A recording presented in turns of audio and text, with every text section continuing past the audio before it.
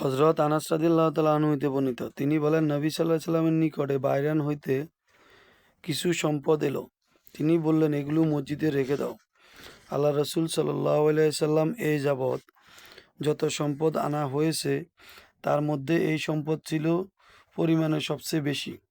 অতঃপর রাসূল সাল্লাল্লাহু আলাইহি সাল্লাম সলাতে চলে গেলেন এবং এর দিকে ও দৃষ্টি ছিল না।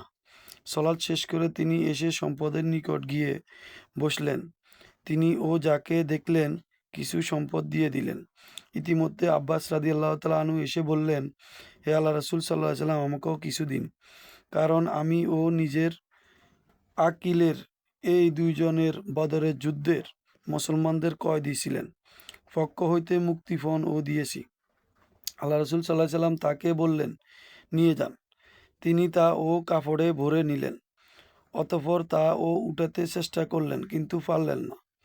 তিনি ও বললেন, হে আল্লাহ রসুল সাল্লাল্লাহু আলাইহি সাল্লাম, কাউকে বলুন যেন আমাকে এটি ও উঠিয়ে দেয়।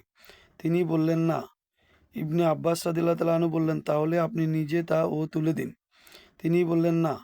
অতঃপর আব্বাস রাদিয়াল্লাহু তাআলা আনহু বললেন, তা হইতে কিছু সম্পদ রেখে দিন।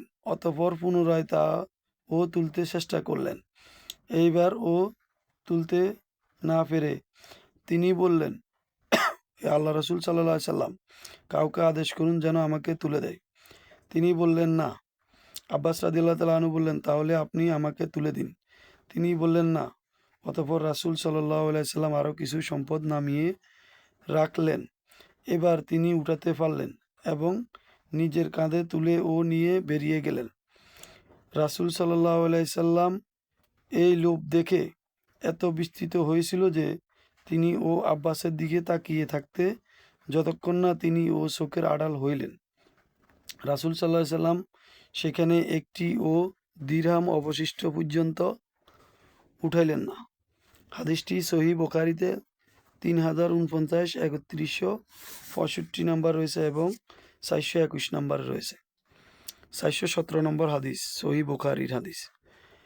আনাস ইবনে মালিক রাদিয়াল্লাহু তাআলা আনহু হইতে বর্ণিত, নবী সাল্লাল্লাহু আলাইহি সাল্লাম কিবলার দিকে দেওয়ালে কব দেখে তা ও নিজ হাতে মুছে ফেললেন। আর তার ও চেহারা অসন্তুষ্ট প্রকাশ পেল।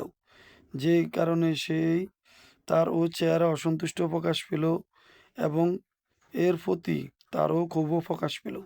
তিনি বললেন, যখন তোমাদের কেউ সলাতে দাঁড়ায় তখন সে তার প্রতিপালকের সাথে চুপ চুপ কথা বলে, অথবা ও বলেছেন তখন সে তার প্রতিপালকের কিবলা ও মাঝখানে থাকেন।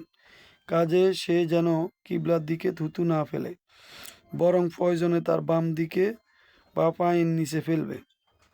অতঃপর তিনি চাদরের কোণ ধরে তাতে ও থুতু ফেলে একাংশের উপর অপর অংশ ভাঁজ করে দিলেন এবং বললেন, অথবা এমন করবে।